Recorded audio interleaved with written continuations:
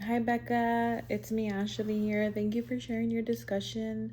I really enjoyed just listening to it. I really loved the information you provided on the counselors and the different roles that they played and how there's multiple counselors on campus. Like, I feel counselors need that.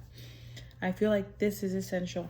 Um, okay, so and this is very true. How you had mentioned that every school district counselor role has different responsibilities. Their counseling program looks different, and it is very true. And my school counselor has told me this many times already that that it depends on your district. And she says, unfortunately, in our district, which I do not plan on staying in our district, because one is this reason, and two, it's just been getting a lot of negative events happening within the district, and I don't really want to be a part of it, but I'm still giving my all here.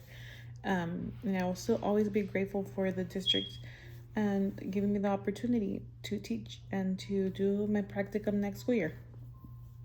Um, so, right here, I really love how you had mentioned that some of the counselors, one has done fifth through eighth grade, the other one pre-K through eighth grade. So I thought that was cool. Um, I love how you had mentioned that there's two of the counselors, um, or two of the districts that you had interviewed the counselors in had more than one counselor, and I love this. One would meet the academic needs um, of the students. So, for example, like the RTI, the 504, the SPED, the referrals. You had mentioned TELPAS, which is interesting because the counselor at my school does not do TELPAS. She does all the other testing coordination except TELPAS. The CA, the curriculum assistant, is the one who does TELPAS within our district. But I like how here you mentioned that that counselor who does the academic needs monitors that. And then I love how the other counselor works on the other important issues like social emotional, mental health, and the students' well-being. And I feel like this is a beautiful strategy, and I feel more districts should do this because this I feel this is essential and this is what is needed, especially um, with the youth now. Like I get online and I'm in the like in my local area mom pages, and I see um, the parents, the moms, like worried about their child because so they've experienced this in school and now they want to start harming themselves, and it hurts me because they shouldn't have to go through that, and or no one should have to go through that, and they must feel really bad about themselves where they feel they need to do that to get a relief or a sensation. um and it also makes me feel or think that they do not have any light in their life, and that is a cry for help. And counselors need to be able to give those students that door that the kids are needing, and sometimes the counselor is the one that can help the student change their life. I'm thinking, what if they're getting abused at home, and if a counselor is spending most of her time doing non-counseling duties, how can she help students? Because it should be more than just about the academic part. The academic part is really, really good, but I feel that the social emotional is just a little bit more important. That's my opinion, and I feel like it's gonna stay like that forever, because in reality, at the end of the day, um, what do people feel? How they process their own emotions? They lay down in bed.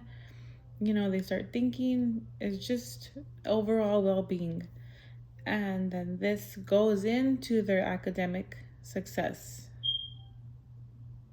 Okay. So I love how you had sent that the questions provided you like a glimpse into what their day looks like, and that you kind of mentioned something similar to Ali, where the counselor plays lots of roles, and that is true. They're just hands on and they're just all over the place. So just a reminder to all of us to wear our running shoes because we might need them.